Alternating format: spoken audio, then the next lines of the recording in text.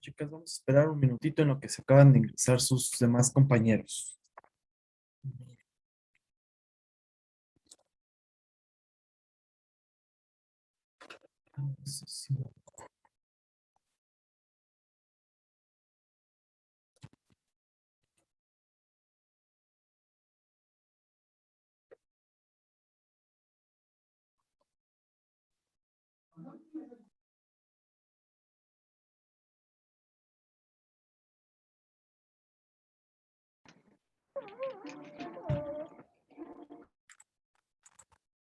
Valentina.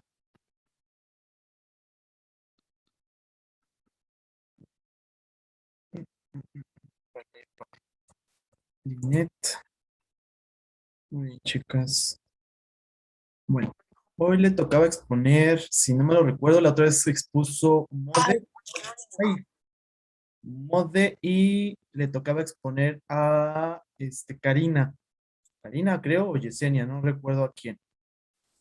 Pero creo que hoy no se ha conectado y Vale va a exponer lo de los esguinces. Entonces, les comparto mi presentación. Déjenme irme hasta donde estábamos viendo. ¿Alguna duda, alguna pregunta con lo de luxaciones que estábamos viendo la clase pasada, chicas?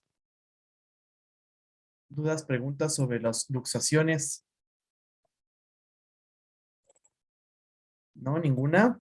Muy bien. Entonces, ¿alguien me puede recordar? Profe, entonces, bueno, a mí me tocó intoxicaciones y envenenamientos. Antes, Sería para el siguiente sábado. Lo que es- pasa que, bueno, yo me estaba poniendo de acuerdo con Jessy, pero me dijo que usted le había dicho que le iba a avisar, que porque íbamos retrasados, algo así. no, ya están las fechas. Yo ya les puse las nuevas fechas en el Classroom. Les volví a subir el temario con las nuevas fechas precisamente. Y les avisé la semana pasada que ya estaba el temario otra vez arriba en Classroom sobre las exposiciones con las fechas nuevas para que no hubiera más atraso. ¿Sale, vale? Bueno, supongo que sí. Muy bien. Entonces, vamos a continuar con esta parte. Entonces, las luxaciones ya las habíamos hablado. Dijimos que era que se salía completamente el hueso de su cavidad o de su articulación como tal. Aquí veíamos precisamente que pueden ser anteriores o posteriores. Habíamos dicho que la luxación más frecuente pues es la de hombro y aquí tenemos la imagen precisamente radiológica donde tenemos aquí el húmero que se zafó de la articulación glenohumeral, es decir, compuesta por la clavícula y compuesta por la escápula y se nos fue hacia adelante. Yo les explicaba precisamente en la clase pasada que el hombro, voy a bajar un poquito mi cámara, se hacía hacia adelante, entonces tenemos parte del hombro derecho, perdón, izquierdo normal, pero el hombro hacia enfrente. ¿Sale? Y cuando lo tenemos hacia atrás, entonces el hombro se hace hacia atrás y vemos precisamente que nuestro húmero en la radiografía se encuentra atrás de la escápula, como lo estamos viendo aquí. Si yo viera o tomara la radiografía de frente, entonces vemos precisamente nuestro húmero hacia enfrente si es que es una luxación anterior. ¿Sí? Y se va precisamente a ver primero el húmero y después la escápula. En el caso de cuando es una luxación posterior, vemos primero la escápula en la radiografía y atrás vamos a ver lo que es el húmero, como lo vemos en esta segunda y en esta tercera imagen, que en esta última imagen que vemos aquí, el húmero ya se nos fue hasta las costillas, vemos la escápula y aquí está la articulación glenohumeral, aquí la articulación pues prácticamente se nos fue muy, muy atrás. Y recuerden que habíamos dicho que era por una laxitud precisamente de los ligamentos que están fallando. Y pueden ser ya sea por la laxitud de los ligamentos o en todo caso por algún traumatismo, que muy frecuentemente es por un traumatismo. ¿Sale? Y recuerden que existían también las subluxaciones, que es cuando entra y sale a veces la articulación, bueno, el hueso de la articulación. Es muy fácil a veces recolocar esa luxación en su posición, pero pues necesitamos algunas técnicas precisamente de esa parte. Y bueno, esto ya nos había comentado su compañera la vez pasada. El tratamiento de una luxación, bueno, uno es el reposo. Nosotros no podemos manipular una luxación nada más así por así. Hay que saber cómo nosotros vamos a manipularla y volver a colocar el hueso que se zafó hacia la articulación que estamos teniendo. ¿Sale? Entonces, es importante nosotros tener todos esos conocimientos. ¿Qué otra cosa vamos a dar? Una vez que nosotros hayamos puesto otra vez en reposición la articulación, yo voy a dar reposo a mi paciente, el hielo. Nos comentaba su compañera Mode la vez pasada que había que inmovilizarlo. Al momento de que yo inmovilizo la articulación, desinflamo la articulación y el dolor va disminuyendo. Vamos a poder precisamente una compresión y una elevación del miembro, dependiendo qué miembro se haya zafado, sobre todo cuando son de codo o cuando son de rodilla, pues sí hay que tener una elevación y tenerlo completamente recto para que no se vuelva a zafar. Digo, le ponemos comúnmente a veces una férula para que el hueso se encuentre ahí, la articulación se encuentre estática y ya no haya que problema de que se vuelva a zafar en determinado momento, y es lo que ponemos aquí en esta siguiente. Férula o yeso, dependiendo la magnitud de la luxación y dependiendo la articulación de la luxada. Por ejemplo, ustedes,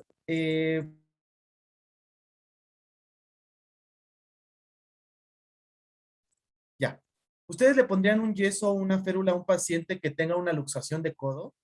Linet, ¿le pondría una férula o un yeso si tiene una luxación de codo? Sí, no, ¿por qué? Sí. Lo enyesaría. ¿Y de dónde lo enyesaría, Linet? No. No, solamente se le pondría como que hay como unas, como tipo bolsitas, ¿no? Donde nada más hacen esto aquí así. ¿Y cómo se llaman esas bolsitas? Ese sí no sé, profesor. Cabestrillo. Ah, ¿Vale? Se le hace, bueno, se puede comprar un cabestrillo que ya están hechos, o nosotros hacemos un vendaje precisamente, el vendaje que se hace tipo cabestrillo para que la articulación quede completamente recta. Cuando nosotros hacemos me voy a levantar un poquito, ese vendaje lo vamos a hacer precisamente, va a abarcar todo nuestro hombro hasta acá antes del codo y más abajo del codo para poderlo agarrar, y nuestro vaso va a quedar precisamente de esta forma, ¿sale? Entonces, para la siguiente clase voy a necesitar que me investiguen cómo se hace ese tipo de vendaje. El vendaje precisamente para las luxaciones y para inmovilizar el hombro. Una luxación de hombro no se inmoviliza con yeso, ¿sale? Se inmoviliza con vendaje o con un cabestrillo que ya venden. Pero si no tenemos dinero suficiente para comprar un cabestrillo, tenemos que hacer el vendaje. Entonces me van a investigar cómo se hace ese tipo de vendajes, ¿sale? Pero apenas se contraindicó el yeso en luxaciones porque yo cuando me luxé en el codo, sí me pusieron yeso un mes. Es que, ahora bien, vamos con otras articulaciones, ¿vale? Cuando se luxa precisamente el codo, la rodilla, el tobillo, la mano, entonces sí ponemos yeso porque hay que inmovilizarlo. En el caso del hombro no, porque no hay de dónde que tú pongas el yeso. Imagínate ponerle un yeso desde por acá, abarcar todo lo que es el pecho, la escápula, el húmero, es demasiado el yeso. Entonces, en una luxación precisamente de hombro, nosotros no lo enyesamos, lo inmovilizamos con el vendaje. Digo, si se luxa precisamente codo, muñeca, dedos, rodilla, pie, sí lo inmovilizamos y con un yeso o con una férula. En el caso de hombro y cadera, lo vamos a inmovilizar con vendajes en todo caso. Eso es lo que hacemos. ¿Sale vale? No sé si quede contestada su pregunta. Ok, perfecto. ¿Qué otra cosa le vamos a dar? Analgésicos. Adolfo, ¿qué analgésicos le va a dar a su paciente? Bueno, ¿qué es un analgésico en primera instancia, Adolfo? Es para desinflamar. Ok, antiinflamatorios. ¿Y cuáles le daríamos? Un ibuprofeno. Antes de un ibuprofeno. ¿Qué sería más específico para el dolor óseo y articular? paracetamol. Paracetamol. Exacto, paracetamol. ¿Y lo combinamos con qué medicamento? ¿Con qué lo combinarían? ¿Con qué otro analgésico? Naproxeno. ¿Con naproxeno? ¿Con cuál otro? Diclofenaco. Con diclofenaco. Lo podemos combinar ya sea con naproxeno o diclofenaco porque el paracetamol potencializa la acción del diclofenaco y el naproxeno. Cuando nosotros hacemos un tratamiento dual analgésico, hacen que potencialicen más su reacción o su acción o su mecanismo de acción del analgésico del AINES hacia nuestro paciente y disminuye la inflamación y el dolor. Recuerden que los AINES nos quitan dolor e inflamación, ¿sale? Entonces, por eso vamos a dar el tratamiento analgésico.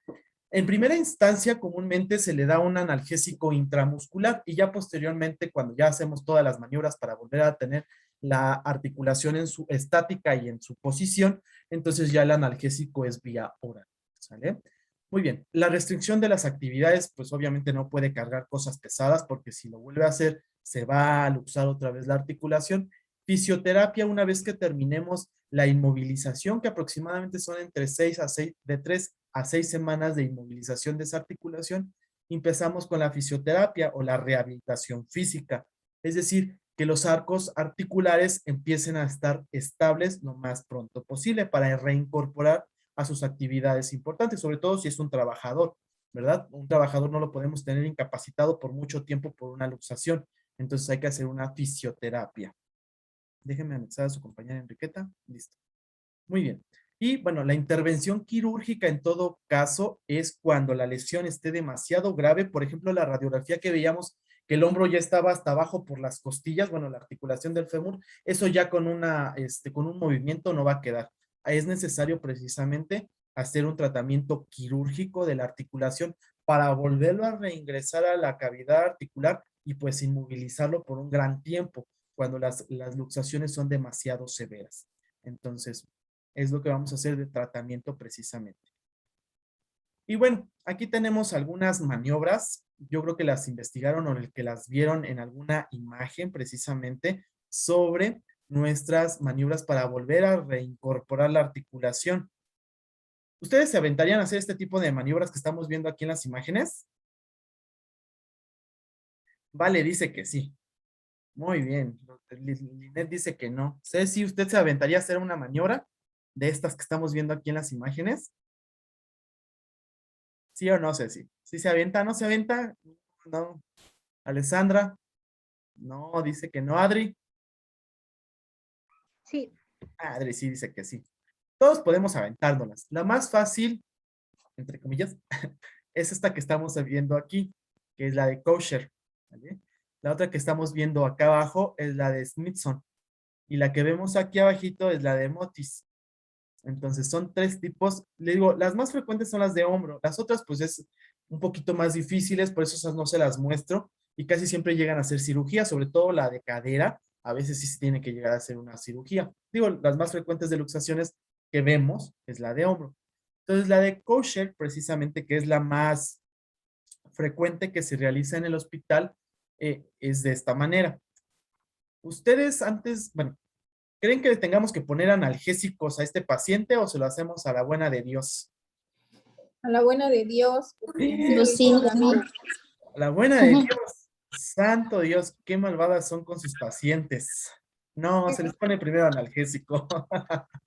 Primero se les inyecta analgésico fuerte, potente, para poderlo, precisamente hacer la luxación. Si ustedes no ponen analgésico, el paciente de por sí tiene la luxación, tiene el dolor, y cuando tiene dolor no va a querer que se la movamos, entonces le ponemos el analgésico. Comúnmente se les pone propofol, que es una parte de las morfinas, ¿sale? Es un analgésico muy, muy, muy potente, quita el dolor y de hecho se les olvida a los pacientes y nos ayuda un poquito mejor a volver a recolocar la articulación en su arco o en su espacio articular. ¿Qué se hace? El paciente está en decúbito supino. Nosotros vamos a tener que el paciente se encuentre completamente recto, con una toalla, con una sábana, pasamos de un lado hacia otro, hacia atrás de la espalda, pasando precisamente por la axila, esa parte, y lo vamos a detener. Nosotros vamos a estar por arriba de la cabecera del paciente, uno. El otro, comúnmente, o jala el brazo, o lo que hace es amarrar una toalla o una sábana en el brazo y agarrar así como lo tenemos aquí arribita del otro lado. Entonces, uno hace un tirón hacia arriba y el otro hace un tirón hacia abajo al mismo tiempo. Entonces, se hace al mismo tiempo y crunch, vuelve la articulación a su espacio articular. Entonces, al momento de que jalan y jalan de un lado y jalan del otro, lo vuelven a posicionar. Cuando nada más, eso es cuando hay dos personas. Cuando nada más hay una persona, entonces hacemos la de Smithson. ¿Qué hago? Así como está el médico, digamos así, mete su piecito donde está precisamente la axila, el hueco axilar, del otro lado jala y hace un tirón. Entonces, al momento de hacer eso, hacemos lo mismo que hacemos con la de Kosher, volver a poner la articulación en su espacio articular.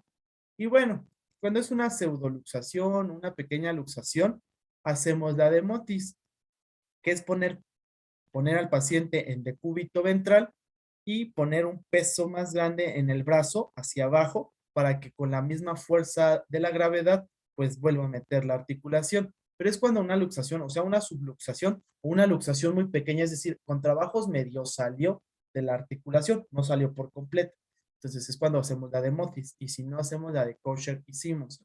Para todas estas se Pero requiere un esa de analgésico. Motis también puede serla una persona, ¿no? Porque a mí me la hicieron, Sí, pero y se me hace para metieron abajo.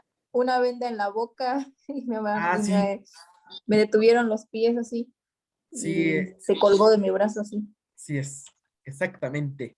Entonces, y esta también sirve para las luxaciones de codo, ¿sale? Y lo mismo pasa con esto, para las luxaciones de codo, la vuelven a meter, ¿sale? Entonces, sí son agresivas, pero muy efectivas. Entonces, eso es lo que se hace, esas son las maniobras de reducción, de hecho se llaman así maniobras de reducción. Y la venda que ella dice, a lo mejor te pusieron en la boca la guata, nosotros le decimos la guatacaína, es Es para decir, que no gritara. para que con todas sus fuerzas la apretara porque le iba a doler Pero, hasta lo pero a más. mí no me pusieron ningún antibiótico, nada. Analgésico, vale, como antibiótico. Perdón, un analgésico, no me dieron nada, nada. Híjole, pues fueron muy malvados, pero casi siempre sí se da un analgésico. Igual a mi mamá cuando le acomodaron la rodilla, no se le dio ningún medicamento, solamente empezaron con ejercicios así Ah, leves y poco a poco, y cuando menos sintió, ya, le dieron el jalón y sí, hasta gritaba, pero no se le puso nada. bueno, comúnmente sí se debe de poner, ¿eh? Comúnmente, pero a veces ya los traumatólogos son bien, bueno, no son mala onda, pero pues es parte de su trabajo. Entonces lo que hacen primero es así, le hacen como leves tironcitos y después crunch, lo jalan. Cuando menos se dé cuenta la paciente, lo jalan precisamente porque así hacen que la fuerza sea, bueno, que la fuerza que ejerce el paciente sea un poco más blanda y lo vuelvan a poner en su articulación. Pues depende del traumatólogo, depende del médico que lo esté haciendo. ¿Sale? Y ya después de eso se pone la férula o el yeso, excepto en las luxaciones de hombro y de cadera. Por los demás, sí podemos poner las férulas y los yesos, ¿sale? ¿Dudas, preguntas, chicas, con las luxaciones? Chicos, por allá, ¿ninguna? Muy bien, entonces vamos con el siguiente tema que son las fracturas. ¿Quién me puede decir qué es una fractura antes de iniciar yo el tema? Cuando se te rompe un hueso. Ok, en términos generales es cuando se rompe un hueso, pero el término, la definición normal, la definición técnica, ¿cuál es? Un esfuerzo excesivo que supera la resistencia del hueso. Un esfuerzo excesivo que efectivamente que la resistencia del hueso pierde. Muy bien, Adolfo. ¿Qué otro? Es ¿Qué la, otra es definición? la pérdida de la continuidad del tejido óseo. Así es la pérdida de la continuidad del tejido óseo.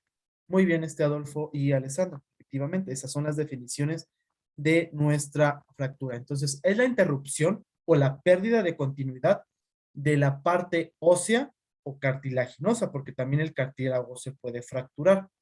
Entonces, la solución de continuidad del tejido óseo con una extensión y dirección determinada que se denomina trazo de fractura. Por ejemplo, aquí en la imagen tenemos el trazo de la fractura.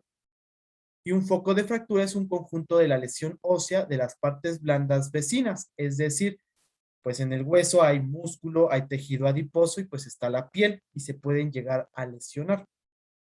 Esto va a ser porque va a haber un aumento de la resistencia en el hueso y como tiene una cierta resistencia al hueso, si yo lo empiezo como por ejemplo el lápiz, tiene una resistencia importante, pero si yo lo empiezo a aumentar esa resistencia, lo voy a romper.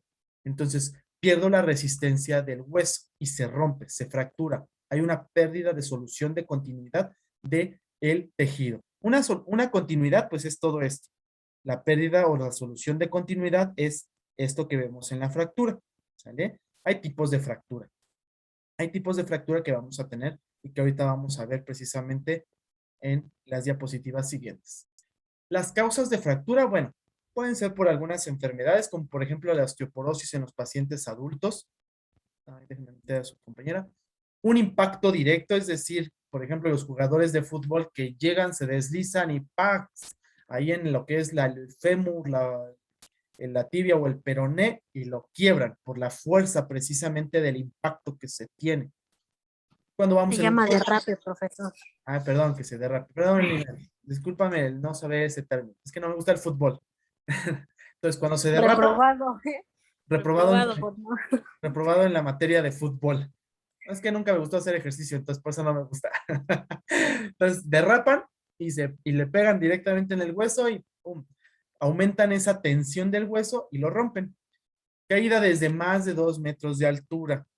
Si caen más de 2 metros de altura y caen como los gatitos de pie, ¿dónde cree que se vayan a fracturar si caen de pie completamente? A ver, vamos a ver. Tobillo. Luego he Rodilla. visto que se salen los huesos de la rodilla. No sé. Sí, comúnmente no se fracturan ni los huesos del pie, ni tibia y peroné. Comúnmente es de la rodilla para arriba. Entonces, ¿por qué? Porque hay una ola expansiva. Al momento que ustedes caen de pie, la ola expansiva llega hasta un punto específico y crunch, se llegan a romper. Y cuando tenemos una ruptura del hueso y se salen, es una fractura expuesta. ¿Por qué es expuesta? Vamos a ver quién me puede contestar. Lupita, ¿por qué es una fractura expuesta cuando sale, cuando pasa eso que dicen que se sale? Lupita, ¿Cómo dijo, profe? ¿por qué es una fractura expuesta? ¿O qué es una fractura expuesta, Lupita?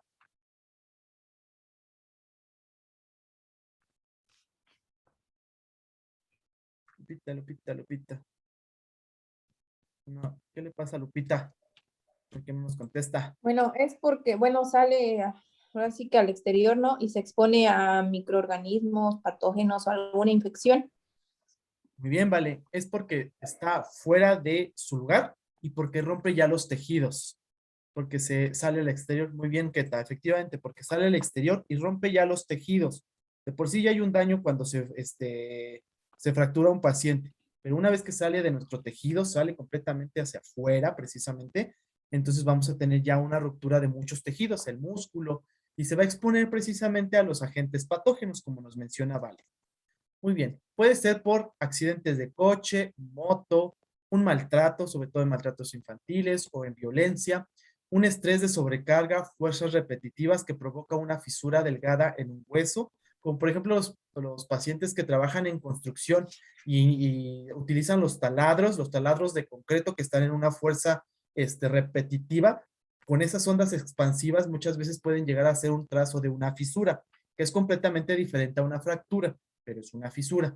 Y el consumo del tabaco, el de estar fumando mucho tiempo va a hacer que nuestros huesos se desgasten. El calcio, el fósforo y el hierro pierden la consistencia y entonces nuestro hueso se vuelve más delgado y son más factibles de que el paciente se pueda fracturar. ¿Sale? Entonces esas son las causas por las cuales un paciente se fractura. Comúnmente es por origen traumático. Profe, se escucha entrecortado. ¿Alguien más me escucha entrecortado, chicos? ¿O nada más es Linet? Un Yo poquito. No, profe, está bien. Ah, entonces es su internet. Porque no me he marcado aquí, alteración en mi internet. Muy bien. Una vez que se fracture un hueso, tenemos fases de consolidación, ¿sale? Entonces, mi paciente se fracturó. Una vez que se fracture, como se fracturó, recuerden que hay una médula dentro del hueso y hay aparte vasos. ¿Cuál es la médula que se encuentra en los huesos, adentro de los huesos, chicos? ¿Cómo se llama la médula? ¿Ósea? ¿Ósea qué? Hay dos tipos de médulas óseas.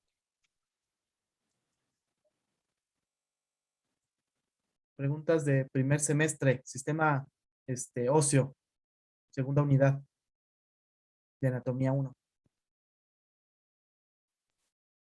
¿Cómo se llama la médula?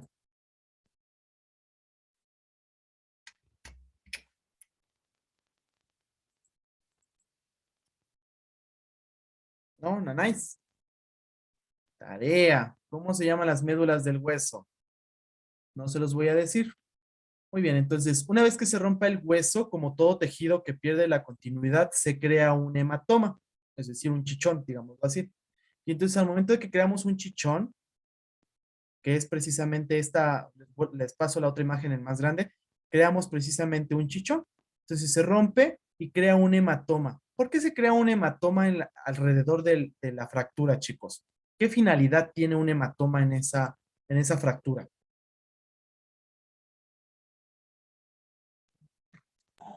Porque llegó a romper algún tejido. Que llegó a romper un tejido y hay vasos, muy bien, pero por qué lo requerimos? ¿Por qué requerimos ese hematoma? Porque ¿cómo se dice? ¿Cómo se dice? La médula ósea se extiende, se riega. Ok, porque la médula ósea se riega. Nosotros requerimos este hematoma precisamente. Es amarilla, ¿no? Ah, no, casi vale. ¿Roja? Roja, efectivamente, la roja. Cuando es un hueso grande es la médula ósea roja. Muy bien, vale. Se ve que medio estudió. Muy bien, entonces se rompe y nosotros requerimos el hematoma porque delimita la fractura. Al delimitar la fractura trata de ya no mover la fractura más de lo que ya se movió a lo mejor o se desplazó. Entonces por eso requerimos ese hematoma. Posteriormente el hematoma crea un callo blanco, un callo blando. Vuelvo a regresar a la otra diapositiva. Más bien la adelanto. Ese es un callo blando. El hematoma se empieza a reblandecer, se empieza a absorber y algunas células del hueso empiezan a crear este callo blando, que lo vemos aquí en blanquito. Si nosotros no lo inmovilizamos el hueso, se vuelve un callo blando precisamente y hace mayor estabilidad de la fractura. Aún se puede volver a romper o mover esa fractura, pero el callo blando hace que se inmovilice un poquito más esa fracturita. Posteriormente tenemos un callo duro, que es esto. El hueso se empieza a osificar un poco más rápido. ¿Se acuerdan de cuáles son las células del hueso? Hay 3 tipos de células del hueso. ¿Alguien me puede decir cuáles son? Yo espero que lo hayan visto en anatomía, porque yo no les di anatomía. Pero ¿cuáles son las células del hueso?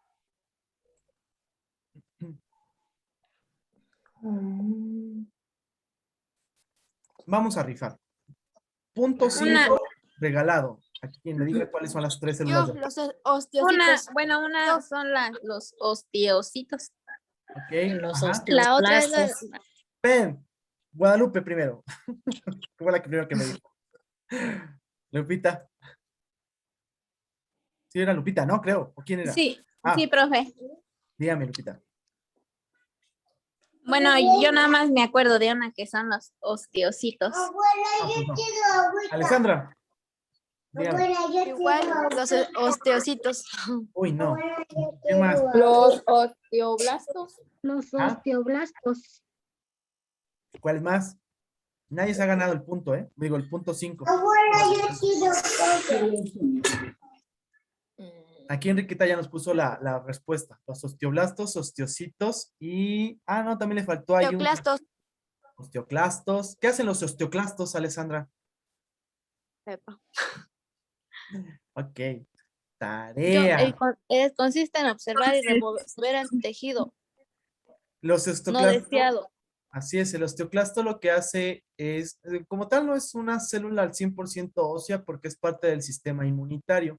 Y lo que hace es la remodelación del hueso. Y aquí es lo que hacemos. Se come el hueso, aquí por ejemplo, muerto, los osteoclastos para una remodelación y poder hacer precisamente el callo blando y el callo duro.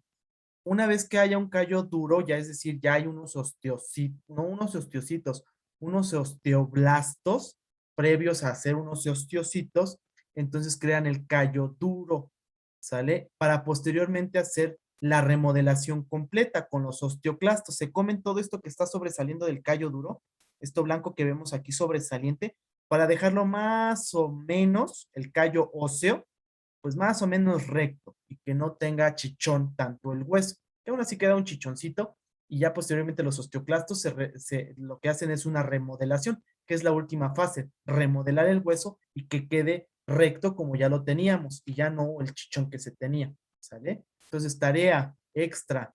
Probablemente se los pregunte en el examen, ¿cuáles son las células del sistema óseo y qué funciones tienen? Entonces, para que lo investiguen y lo estudien. ¿Cómo Solo- dijo la tarea, profesor? Bueno, esta es tarea extra, ¿verdad? Las células del sistema óseo son 4. ¿Y qué función tiene cada una? Maestro, ¿y cuál es la función de la célula osteoprogenitora? ¿Sí existe esa? ¿O cuál es? No sé. Son la osteoprogenitora, los osteoblastos y los osteocitos. Así van madurando. Entonces, quiero que me investiguen cuáles son las funciones de cada uno. ¿Sale? Para que entiendan por qué hace estas fases desde un hematoma, un callo blando, un callo duro y la remodelación. Ahí van a depender precisamente esas 4 células que les estoy mencionando. Entonces, fases de una fractura. Se fractura, hace un hematoma, hace un callo blando, un callo duro y una remodelación. Y ya la remodelación, pues es la última fase y es cuando ya el hueso ya está casi listo para volverse a utilizar. Eso ya lo vamos a saltar.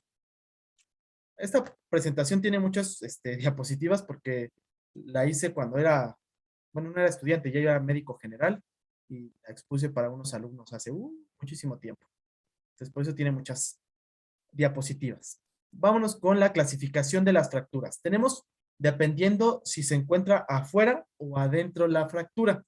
Entonces tenemos fracturas cerradas, es decir, no salen afuera de los tejidos. Y una fractura abierta es cuando rompe los tejidos blandos y sale completamente y yo puedo notar la fractura.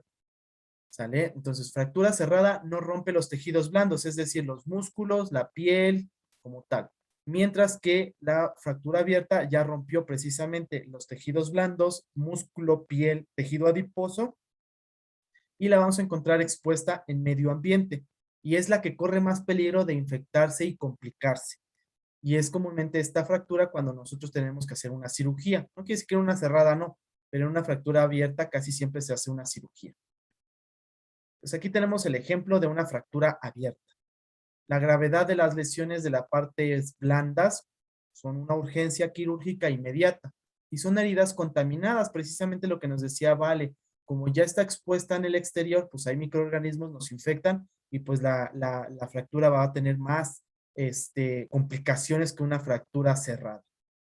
A estos pacientes pues hay que darles antibióticos, aparte de analgésicos y operarlos, pues hay que darles antibióticos para protección del mismo. Ay, aquí está. Entonces, fractura abierta, pues de dentro hacia afuera, precisamente, sale hacia afuera y tenemos, puede ser por fragmentos. Vamos a tener que investigar cuando nosotros tenemos una fractura abierta si no hay fragmentos, porque comúnmente puede romperse sencillamente y tenemos 2 fragmentos, de un lado hacia el otro. Pero en ocasiones se puede astillar completamente y vamos a tener no solamente un solo fragmento, sino multifragmentada esa fractura. Y es la que tiene muchísimas más complicaciones porque hay que unir hueso con hueso otra vez, cerrarla y pues completamente hacer nuestra fijación de esos huesitos. Esa no la vamos a tocar porque es una clasificación. Existen clasificaciones como de las fracturas abiertas que se llama de Bustillo-Anderson. No nos vamos a meter en esa porque no es muy importante para primeros auxilios. Profesor, ¿y cómo unen los huesos? ¿O con qué los unen? Con material de osteosíntesis, es decir, con laminitas, como lo dicen, es que tengo una placa y unos tornillos. Entonces se meten precisamente placas y tornillos, que es material de osteosíntesis, para nosotros unir los huesitos. Entonces los tenemos, se pone placa en un lado, placa en el otro y tornillos. Y se ponen ahí. Nunca han visto, bueno, supongo que no, pero nunca les ha tocado a algún paciente o algún familiar que tenga alguna placa o tornillos, ¿no? A mí sí, mi abuelita. Ujú. Se les pone una plaquita de aluminio, comúnmente es de titanio, se pone la placa y después se tornilla. Es como cuando cuando hacen un mueble, una repisa y tiene precisamente la lámina y orificios, esa laminita. Entonces esa lámina, en esos orificios se mete el clavo, se mete el tornillo, y lo inmovilizan. Aparte se ponen las férulas y todo lo demás, pero sí los inmovilizan así para que se repare precisamente y se lleven todas las fases que acabamos de decir en las fracturas y no haya problema. ¿Sale, Linet? Eso ya es una cirugía, entonces ya eso es más complicado. Entonces, por ejemplo, aquí tenemos una cirugía con el hueso fracturado para poder poner las láminas. Aquí tenemos una fractura multifragmentada, deslizada, y lo más probable es que esté expuesta porque ya estamos viendo que salió un poco más. Multifragmentada porque vemos que aquí, por ejemplo, este hueso, hay aquí una parte de un hueso, otra parte, la región del hueso mayor en esta parte. Deslizada porque se movió. Lo mismo tenemos acá, en el húmero. Tenemos precisamente el húmero que se fracturó. También es multifragmentada porque aquí tenemos también algunas huesitos y es expuesta porque se salió el hueso de su parte del brazo. ¿Sale? Entonces, ¿cómo hacemos la clasificación? Que se haya deslizado. ¿Deslizado o no deslizado? Esta no se deslizó tanto, entonces es una fractura solamente lineal porque nada más es una línea y no es cerrada y no deslizada. Aquí tenemos una fractura deslizada, lineal, multifragmentada y probablemente expuesta. Aquí tenemos una fractura lineal, expuesta, fragmentada. Entonces, fíjense cuántos apellidos puede tener una fractura. No nada más se fracturó. Puede tener varias nombres o apelliditos. Aquí tenemos otra fractura que fue expuesta porque ya salió del tejido blando, pues lineal y no es fragmentada aparentemente. Y aquí abarca dos huesos precisamente, el radio, no es el radio, perdón, en la tibia y el peroné. Y aquí tenemos una expuesta que es precisamente esta, que puede romper precisamente músculos y puede romper los tejidos blandos para poder ser expuesta. Aquí tenemos otra expuesta, esta es mayor precisamente, aquí ya se rompió prácticamente todo el tejido y vemos acá la fractura. Bueno, se alcanza medio a ver porque se ve más sangre que fractura, pero bueno, acá está la fractura que rompió precisamente nuestro tejido.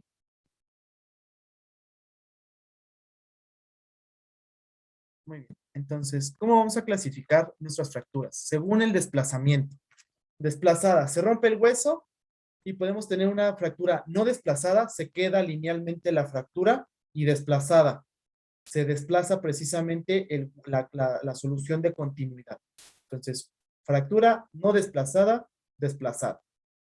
Según su estabilidad, estables o inestables. Toco la fractura y no se mueve. Al momento de que yo palpo, no se mueve. Una fractura inestable, toco la fractura y empieza a ser como una tecla de piano. Arriba, hacia abajo, arriba, hacia abajo. Entonces, no está estable mi fractura. Estable, toco y no se mueve. Inestable, arriba, hacia abajo, arriba, hacia abajo. Según el trazo de la fractura. Pueden ser completas, transversales, en alas de mariposa, oblicuas, con minutas, en espiral, como una fisura, un tallo verde o de aplastamiento. Déjenme ver si creo que... Bueno, aquí está la desplazada y no desplazada. Déjenme ver. Aquí tenemos precisamente en transversal o recta. Perdón, acá está la transversal. No es cierto. Esa es la transversal, multifragmentada y oblicua. En alas de mariposa, como esta, una fisura solamente se quebró el hueso, pero no se rompió por completo, solamente llega una pequeña ruptura, se tronó, pero no se fracturó. La de tallo verde, no sé si han roto algún palo de algún árbol, que lo rompen, pero nada más se queda laxo, se queda pegado, pero se rompió. Esa es una fractura de tallo verde. Y comúnmente estas solamente pasan en los niños. Comúnmente los niños no se fracturan por completo, sucede en un tallo verde. Rompen la rama, pero nada más se queda colgando, no se rompe por completo, a comparación de un adulto. Le dan un golpe y se rompe por completo el hueso y tenemos dos